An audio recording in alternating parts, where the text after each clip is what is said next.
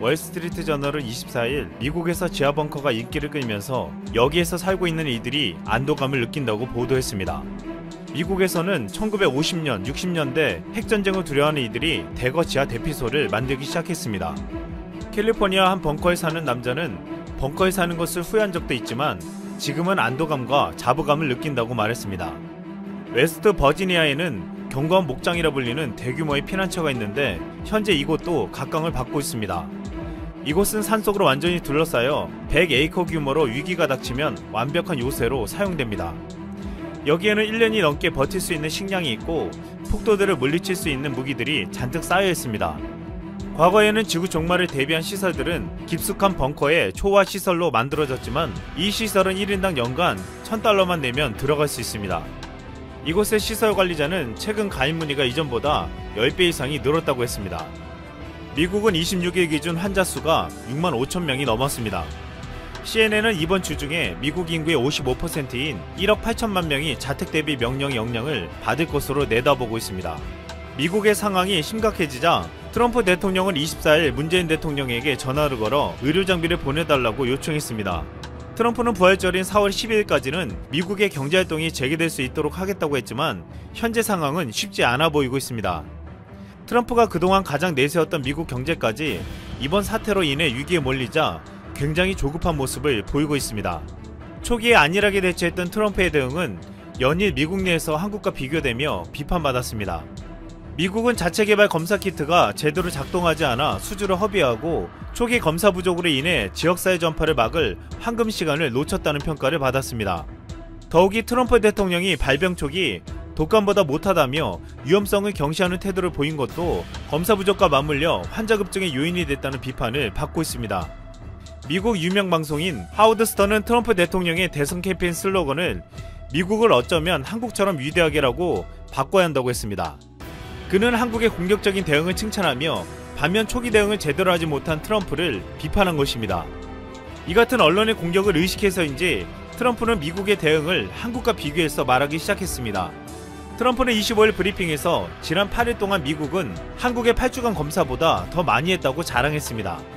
미국 공영라디오 NPR은 두 나라 모두 30만 명 가량 검사했는데 한국에서는 170명당 1명을 했다는 것이고 미국에서는 1090명당 1명을 했다는 것이라고 설명했습니다.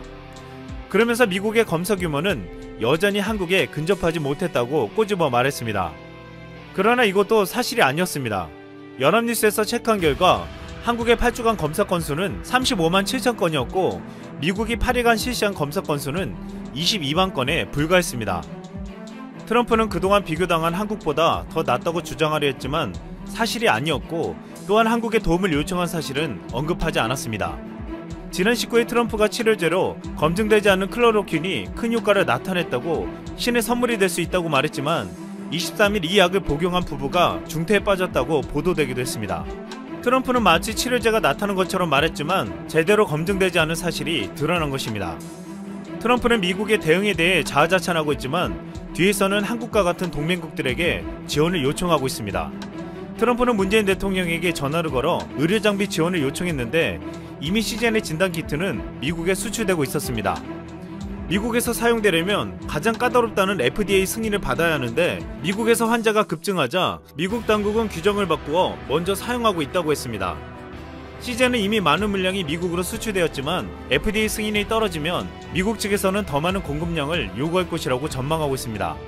현재 한국의 진단키트는 미국뿐만 아니라 전세계 86개국에서 보내달라고 요청하고 있습니다. 한국의 진단키트는 다른 나라의 제품보다 빠르게 결과가 나오고 정확도도 높기 때문입니다. 트럼프도 이런 한국의 진단키트를 두고 매우 인상적이고 정확하다고 말했습니다. 불과 얼마 전까지만 해도 트럼프는 한국의 방위비 5배 인상을 요구하며 큰 논란을 일으켰습니다. 오랜 협상 끝에도 미국은 어이없는 요구를 포기하지 않고 결국 한국 정부의 반대에 부딪히자 한국인 근로자에게 4월 1일부터 무급휴직을 통보했습니다. 미국은 최근 5배 인상안을 거두고 3배 인상할 것을 요구하고 있지만 우리 정부는 이것도 받아들일 수 없었습니다. 트럼프는 최근 위기 상황 속에서도 얼마 전까지 한국에 대한 방위비 압박을 멈추지 않았습니다. 하지만 이제 미국이 사상 최악의 위기 상황에 몰리자 트럼프는 한국을 찾아 진단키트를 수입하고 의료자원을 지원해달라고 요청하고 있습니다. 트럼프는 한국과 동맹으로 대한민국을 지켜준다며 큰 돈을 받으려고 했지만 동맹으로서 이번 위기에 오히려 한국에게 큰 도움을 받고 있습니다. 넬러 미 전 해병대 사령관은 미국에게 있어서 한국은 반드시 필요하다고 말한 바 있습니다.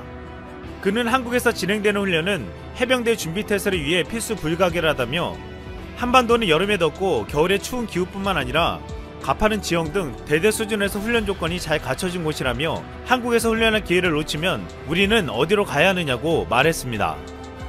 지난 2월 트럼프는 위대한 미국의 귀환이라며 미국 의회에서 새 국정연설을 했습니다. 시종일관 자신이 집권하여 이룩한 놀라운 경제적 성과를 자랑했지만 이번 위기 상황으로 인해 그 모든 것들이 단번에 날아가 버렸습니다. 그리고 차기 대선 가도에도 빨간불이 켜졌습니다. 이제 트럼프가 말한 위대한 미국의 귀환을 이루려면 한국의 도움이 절실하게 필요한 상황이 되어버렸습니다. 중국 사태로 영향을 받은 모든 국가들을 상대로 여행 금지를 적용하는 것은 불가능하다. 호주의 피터 더튼 내무장관이 호주 언론 ABC를 통해 발표한 내용입니다. 통계적으로만 보면 호주가 한국인 입국을 제한해야 하지만 한국이 아닌 이란에 대한 입국을 제한하면서 전 세계가 호주의 선택에 주목하고 있습니다. 이란을 여행한 호주 시민, 영주권자 혹은 직계가족은 출국일로부터 14일 동안 자택에서 고립돼야 하고 이란을 방문한 외국인은 14일 동안 호주 입국이 금지된다고 밝혔는데요. 캔버라 타임스의 보도에 따르면 보도 당시 한국에서 보고된 사례는 총 2,300건으로 이란 388건보다 압도적으로 많지만 이 숫자가 입국 금지 여부를 판단하는 기준이 아니었습니다. 피터 더튼 내무장관은 호주 ABC-TV의 한 유명 프로그램에서 분명히 한국은 더 발전된 의료 시스템을 보유하고 있고 한국은 일정 기간마다 통계를 보고하고 있다. 이것이 다른 지역들과의 중요한 차이점이다 라 발언하였습니다. 즉 한국은 의료체계가 뛰어난 데다가 숨기지 않고 정확한 통계를 실시간으로 공개하고 있기 때문에 상대적으로 더 안전하다는 것이죠. 보시는 것처럼 한국은 호주가 가장 많이 수출하는 세 번째 국가이자 가장 많이 수입하는 세 번째 나라입니다.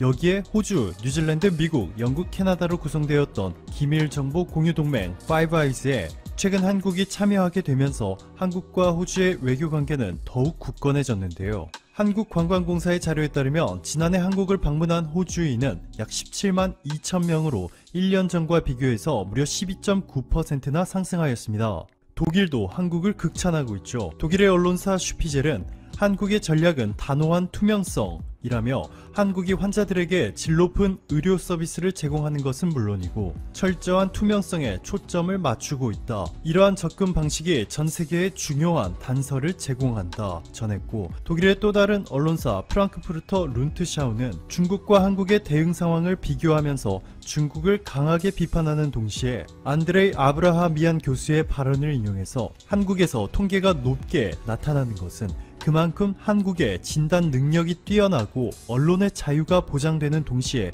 민주적인 시스템을 갖췄기 때문이라 보도하였습니다.